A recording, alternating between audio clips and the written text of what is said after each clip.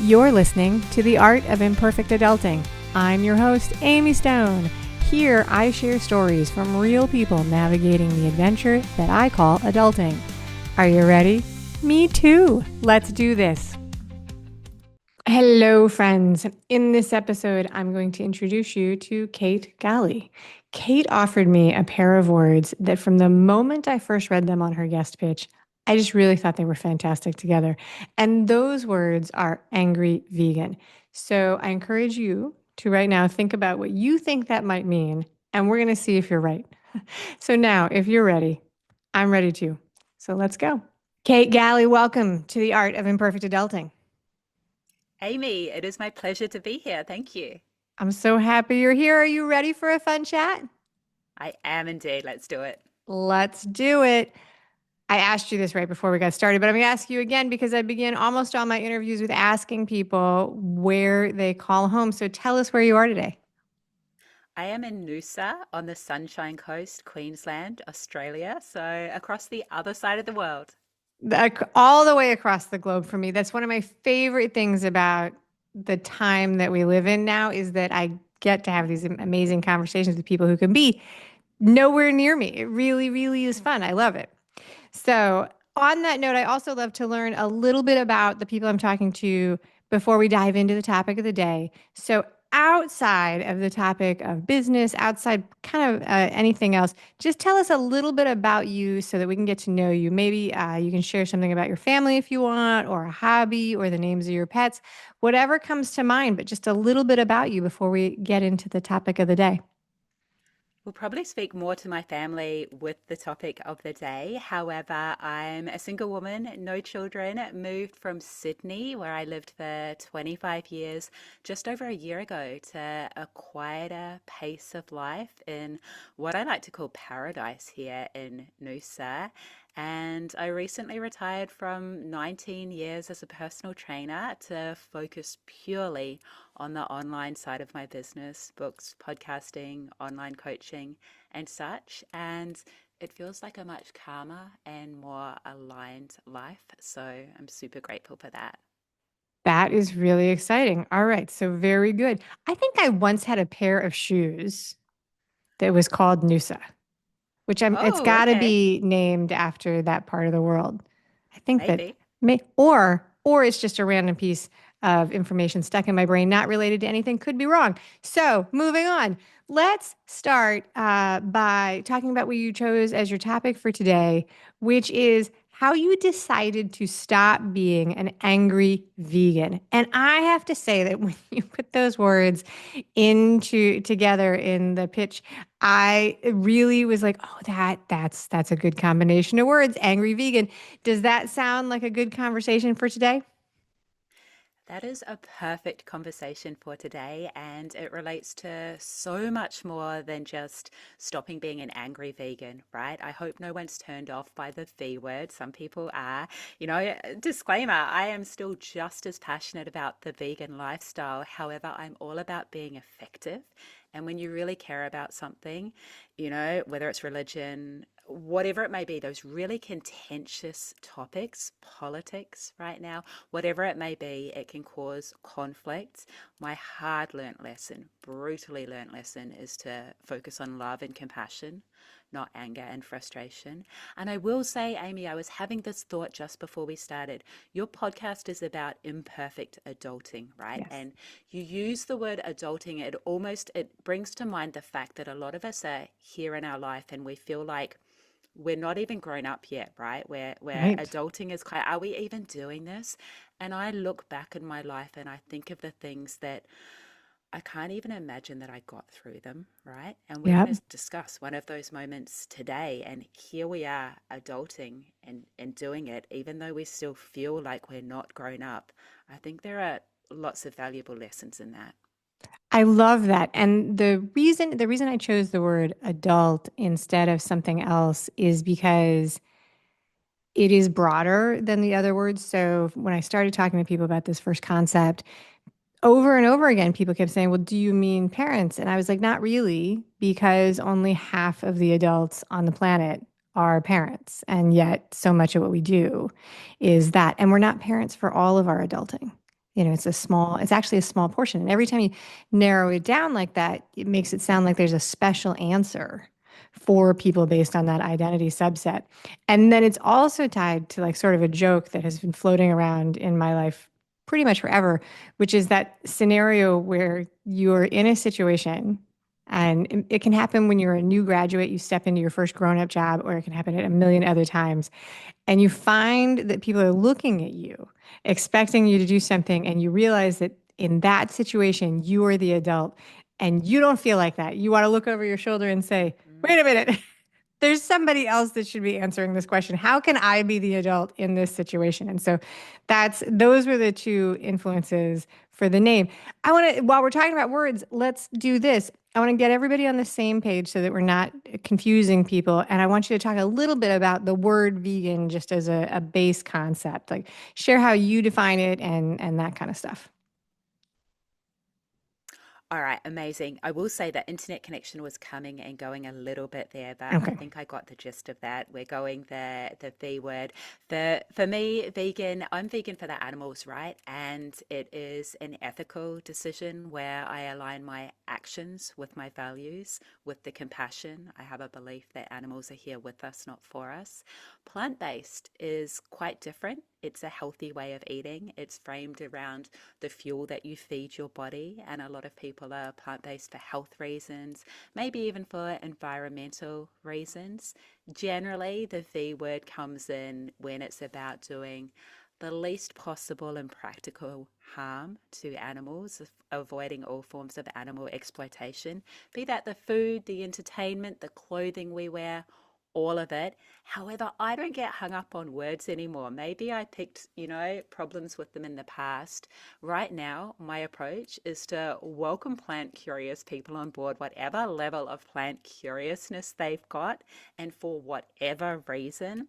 As a vegan health coach, I am here to help smooth the way for them and help them avoid so many of the mistakes that I made. Beautiful, beautiful. So let's talk a little bit more about that origin story of animal consciousness and how you got there. A little bit more about when, why, and how you were introduced to your vegan lifestyle. Absolutely. I was that typical little girl who loved animals and ate animals. I can even remember declaring I could never be vegetarian. I ate meat 3 times a day until I didn't, until I had a conversation with the girl at school. I became vegetarian overnight at 16. I didn't do it healthily at first. It was all about everything I was avoiding, not about the abundant food I was including. Eventually, I got the health component right. I became a personal trainer, and I was a vegetarian personal trainer advocating a high protein, low carbohydrate vegetarian diet for about a decade. I don't advocate that super low carbohydrate, high protein approach now. However, it was about a decade I'd been vegetarian for the animals. I watched the documentary Cowspiracy, and I realized that if I was vegetarian for the animals, actually, I needed to be vegan for the animals. They were still dying for my food choices. I was consuming up to 21 free range organic egg whites a day. My approach, Amy, was not balanced. Like I had a fit, strong body. I was really confident in it, worked well, it looked good. However, it wasn't a balanced approach to nutrition or life, to be frank.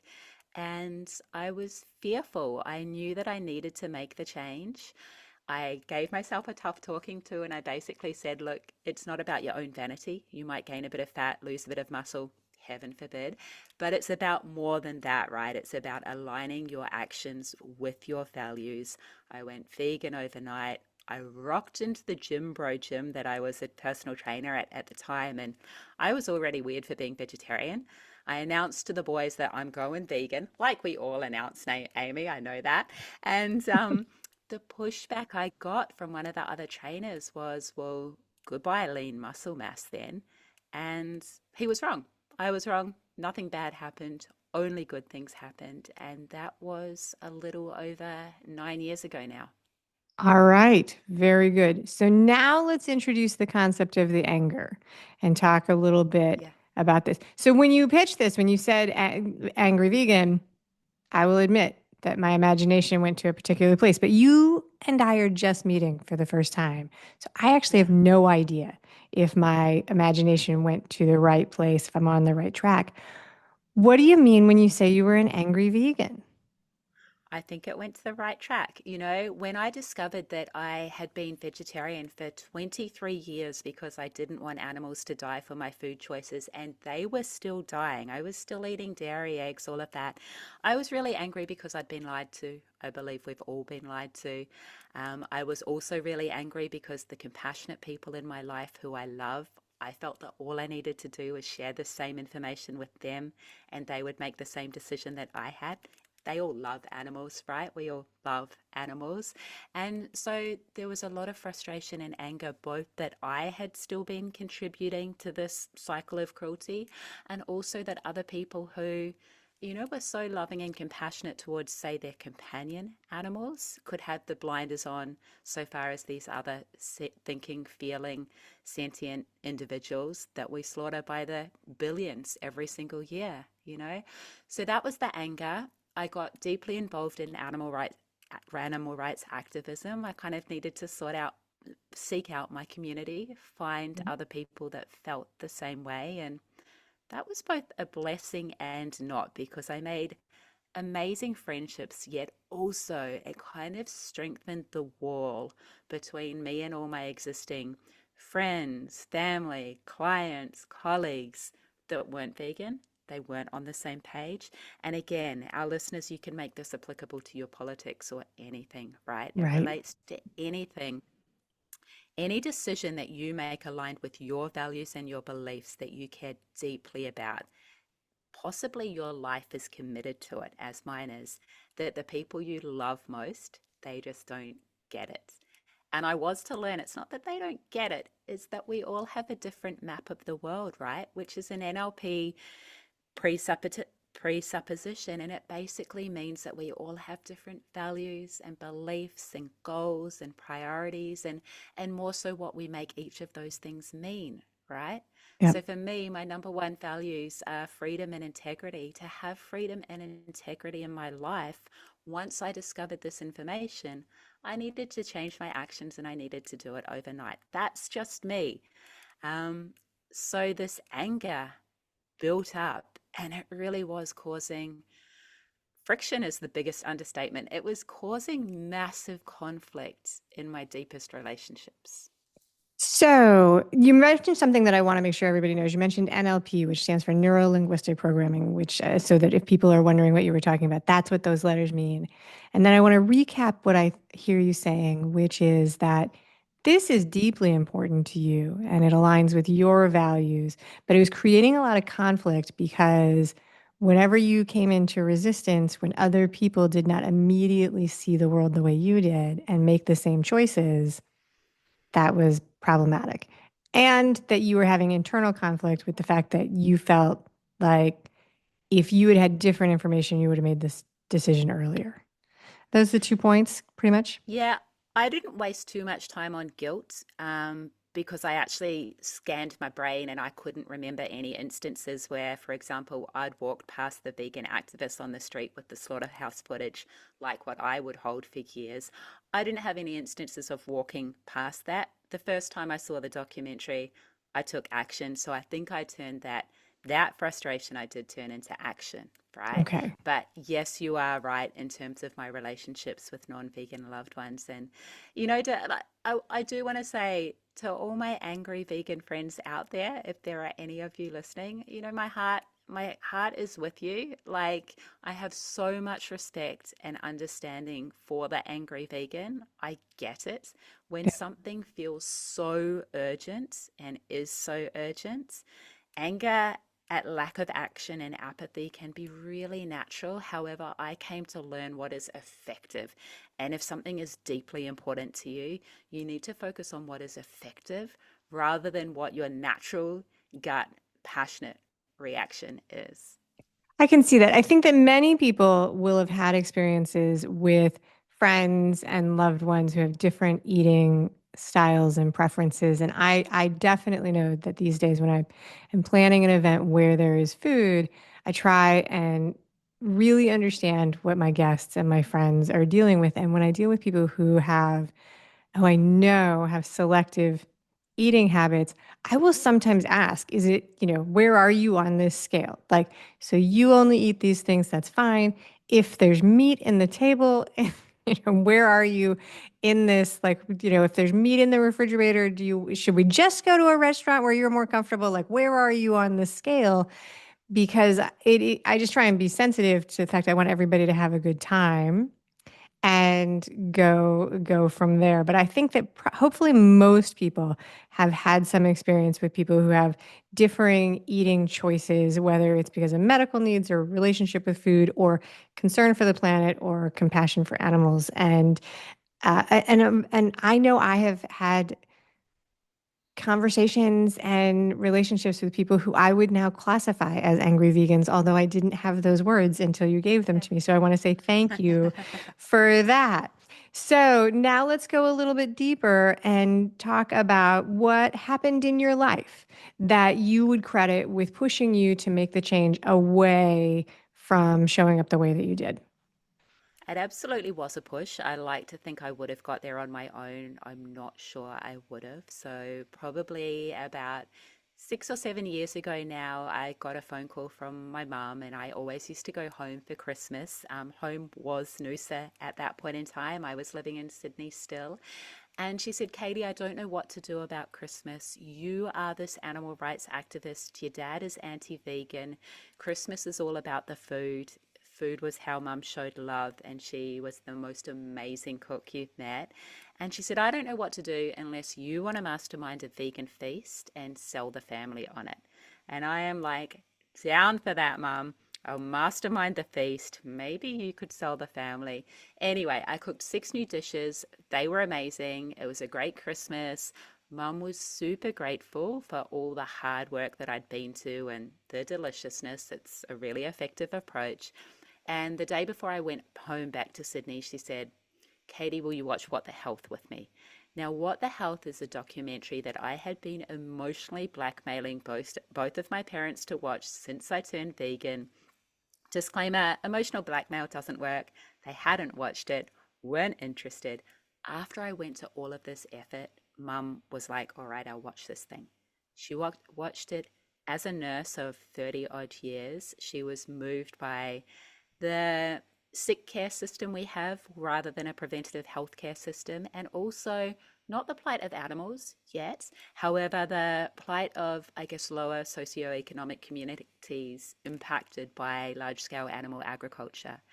And she said, I'm going to try this plant based thing for 2 weeks.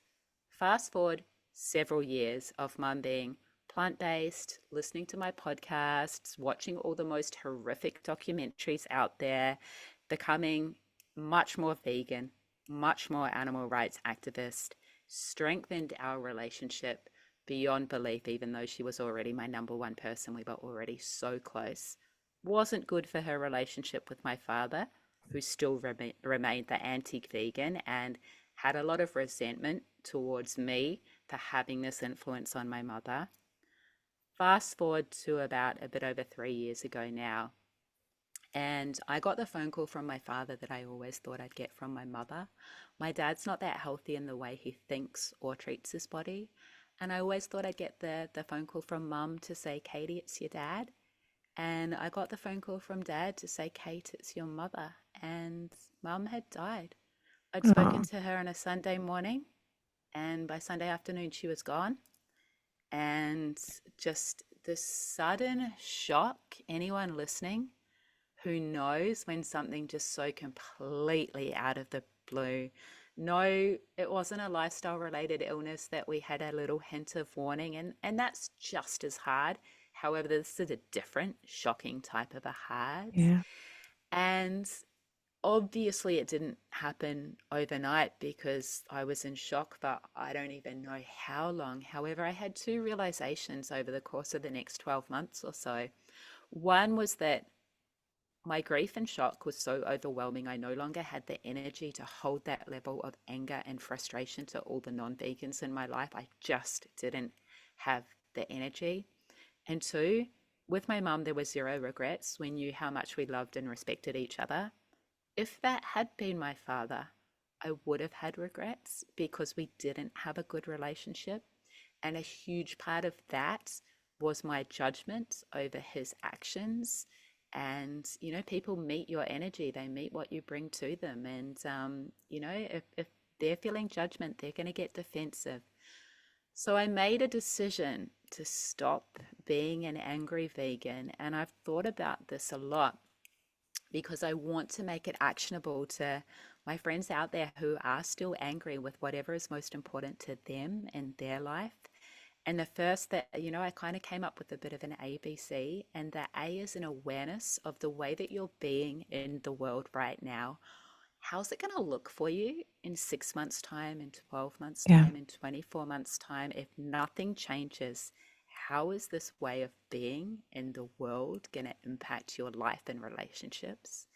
And Amy, it wasn't looking good. So that's Yeah. the A. The B is to brainstorm. I actually actively thought of the things I needed to stop doing and the things I needed to start doing. So I actually stopped going to some of those animal rights activism events. I stopped sharing the horrific videos online. Didn't mean that I didn't care. It just meant to share. I needed to look, and also I got the feedback from other people.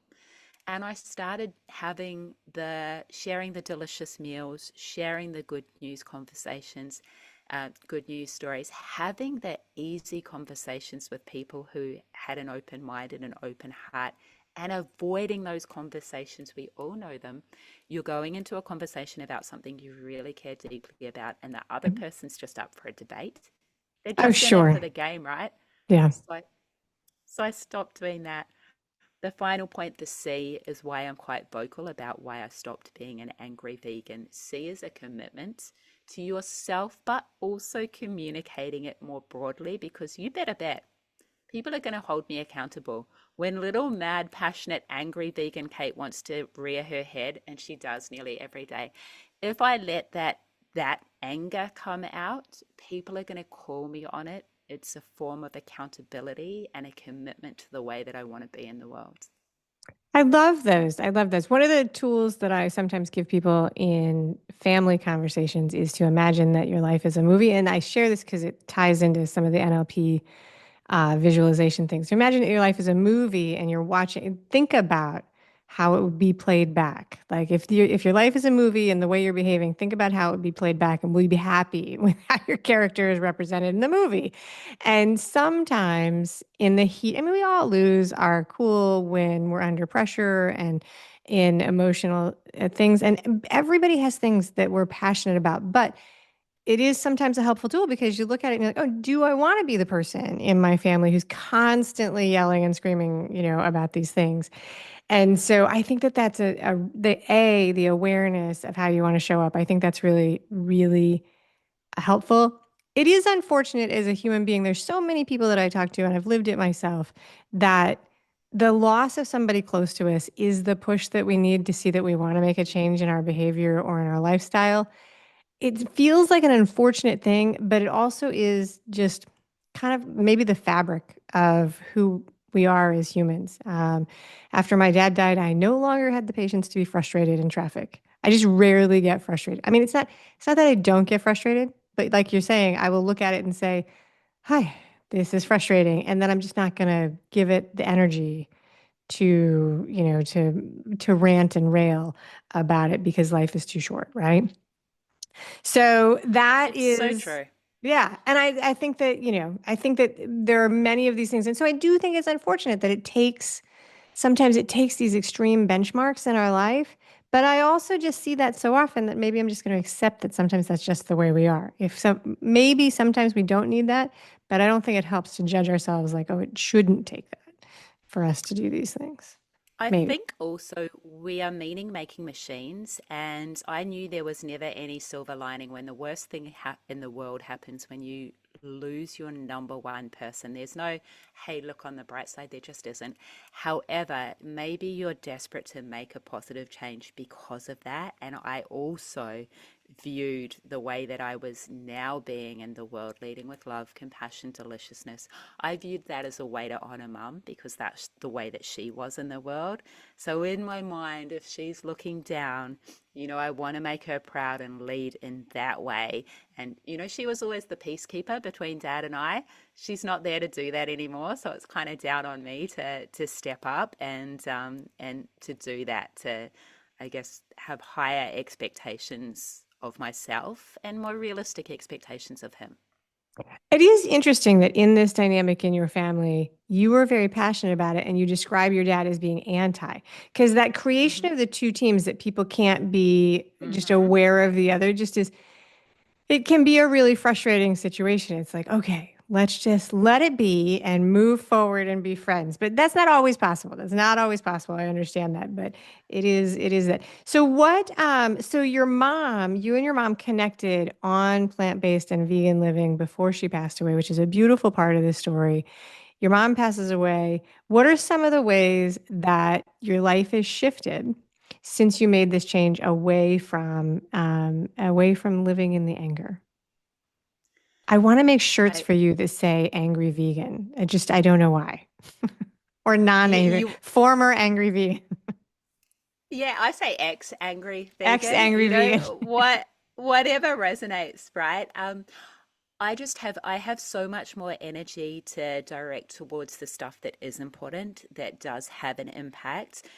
Early days, I probably had a little bit of guilt about not flying the flag all the time. I used to say, like, always be advocating for the animals, never miss an opportunity, always be on. That is exhausting and it's not effective. And as you hinted at, sometimes you don't want to be that person all the Right. time. However, when you're focusing more on what you have in common with the people you love, as hard as it can be to find at some points in time, but when you're focusing on the good in the world, on what you have in common with other people, it's just not only a more effective but a more joyful approach. And the other thing that mum going so suddenly taught me, there's no guarantees. We have no idea when it all ends for any of us. And that means even if you have huge goals, which I still do, you can walk towards those huge goals and also make time to prioritize enjoying the journey. And that's something that I focused on so much more. It's probably part of why I left the big city and moved to paradise, because it's all about enjoying the day to day, because Right. there's no guarantees. Right. There's also, one of the things I remind myself and anybody else who gets into the conversation with me is there's no prize at the end of this Yeah, journey of life. So, yeah, I think that it often can be a mistake to postpone things that we want to really do to some uh, non-existent future time, because you hear the stories all the time of people who want to do things and never get the chance. And so we don't always have the option to do everything that's on our list, but when we do, we should try and do it before we don't have the chance. Okay, so and then when you moved home to Noosa, did that mean you were moving home closer to your dad? yeah, absolutely. And I feel so much closer to mum, which is a huge part of why I moved here. So it was a combination of things. Yeah, a multitude of things. I was probably done with the big city and with, huge hours of personal training and living in an area where it was all about the chase and the money and the prestige and the vanity. I lived in a beautiful part of a beautiful city, but it was very much about wealth, as a priority. And I loved it for the many years that I was there. However, it was very much time to be done and just to slow down. And mum didn't love Sydney. She didn't visit it very often at all, but I feel her here in Noosa, and that's absolutely a blessing. Very nice. No, so what kind of support, if any, did you have or did you need? Was this a solo journey, dropping the anger, or were there people around you supporting you as you made the choice to be more rooted in love and compassion than anger? It wasn't a solo journey. However, I can be a bit of a lone wolf. I will say a couple of things. I probably clung to my keystone habits for desperate life. So those habits that you work into your day and your week to keep you happy and healthy, I didn't let any of them go. I just they were like my foundation, I guess, to know that I was still, I don't know, making any sort of progress in the world. So stuff like exercise and nutrition and meditation. So far as friendships and clients and all of that, hopefully anyone that's gone through losing the most important person relates. Like, you just want to speak to people who have been there or who have experienced even worse. I don't know what human condition that is, but like, as well meaning as the people who love you most are, and as much as you do remember the people who had the courage to have the hard conversations, and you do remember the people who didn't bother, equally you seek out people who really do get exactly what you're going through. And that is part of why I'm committed to having these conversations on podcasts, because there was a time when I listened to podcasts about grief, and I actively sought out the conversations where people had lost their mother, and maybe even had lost their mother at an even younger age. You know, that was part of the process for me and my healing. And apart from that, I guess it was just time, as cliched as it is. Sure. Yeah. No, I Yeah, mean, grief is one of the most studied transitions that we go through, and there's that comes with a blessing and a non-blessing in that there are lots of people that line up that want to tell you, how you'll go through it and what you'll experience, and sometimes it'll resonate and sometimes it won't. But when my father passed away well over a decade and a half ago, and one of the things that I thought there was a really good description was that you are joining a club that you never wanted to belong to, and yeah, even though it is so, there's no part of the experience of life where we think, oh, well, we're going to live forever and our parents are going to, well, maybe more kids, we don't think about it. But very few people are ready to go through that. And very few, we don't know other people to talk to about it at the start. It's a really interesting thing. But in my experience, which was maybe slightly different, it was obvious we were different people, so it was slightly different. It was so helpful to have people show up to be by my side who could reflect back to me that they had been through that journey and meet me where I was and give 100%. me grace and all of the things that were there because you just feel like you're walking through the world, with no, it's like, everything is brighter, everything is weirder for a little while. It's really a hard thing to go through. And yet, most of us will do it. Parents are not supposed to, what is it saying? I mean, parents are not supposed to outlive their kids. Is that right? So when we lose our parents, that's the way it's supposed to go. Doesn't make it any more fun. Absolutely. So well Yeah. said. Yeah. All right. So, in a minute, we're going to do the final questions. I want to give you a chance to tell people what you're doing now for your job. You've talked about the fact that you were a personal trainer and you're focusing online. Tell us what you do and how people can find you. You don't need to spell out any links or anything because I'll put them in the show notes so people can just read them.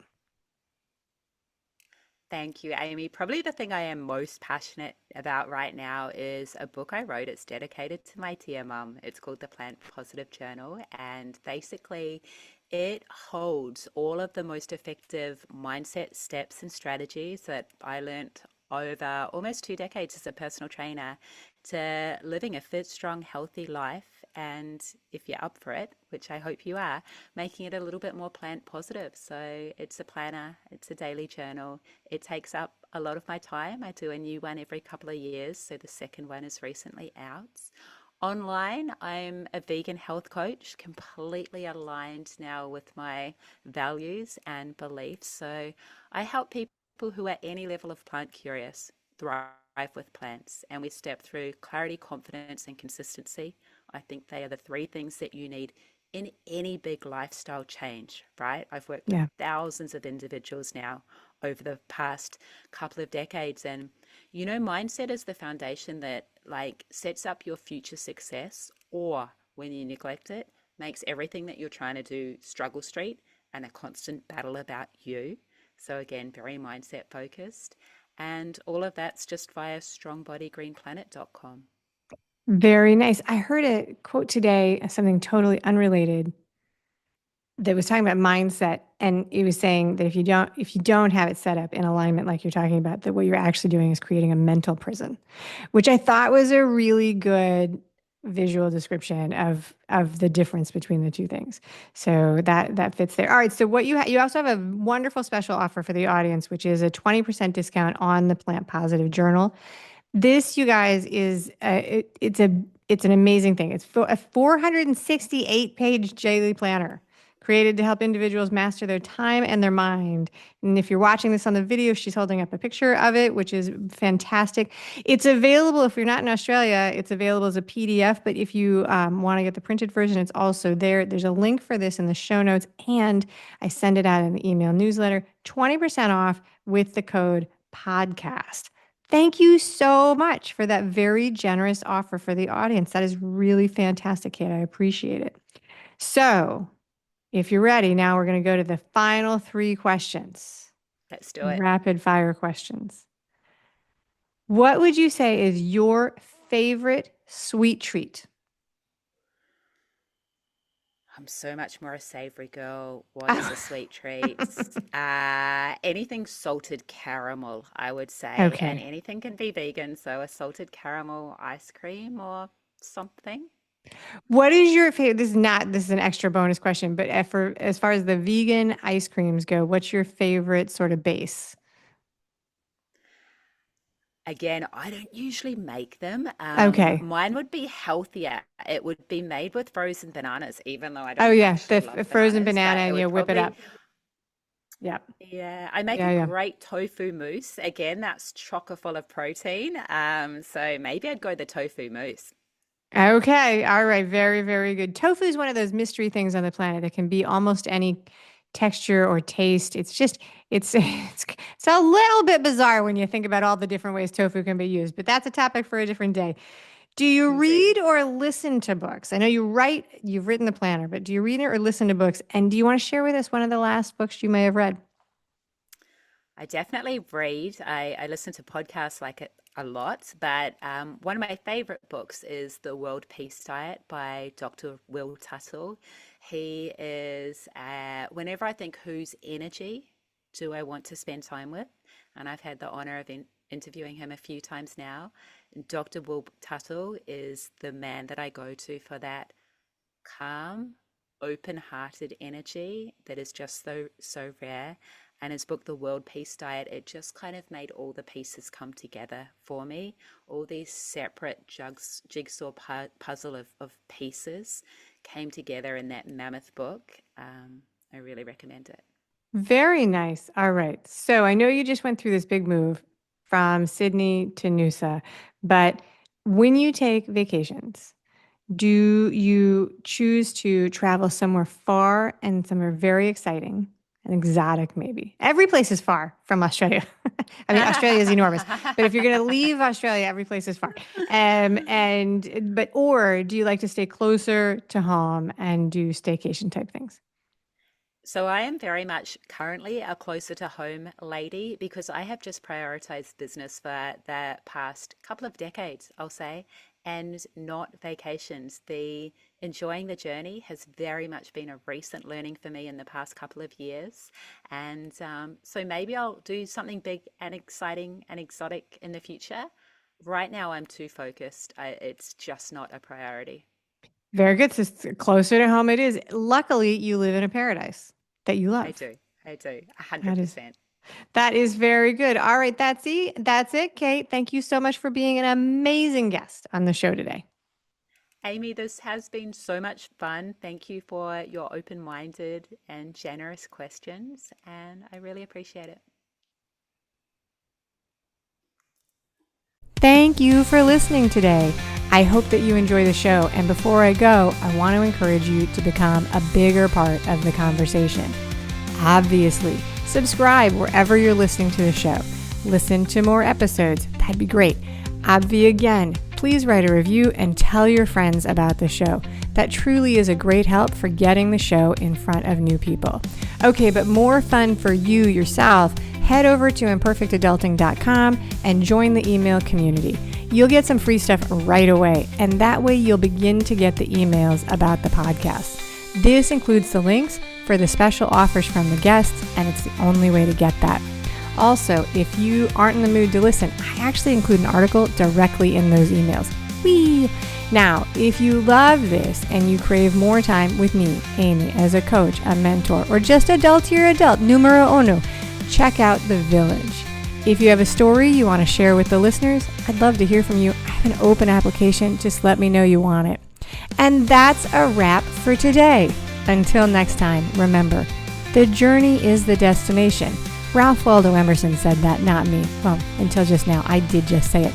But what I want you to hear today is that if your adulting journey isn't going the way you expected, that may not mean that you're lost. It may just mean that you're on your way. This is Amy Stone, signing off. The Imperfect Adulting podcast is created and produced by Amy Stone and Amy Says So. Anything expressed on this show is offered as entertainment, and the views of the guests may not always represent the ideas and viewpoints of the host. That's me. Amy does not intend or hold herself out to provide professional advice or recommendations of any kind.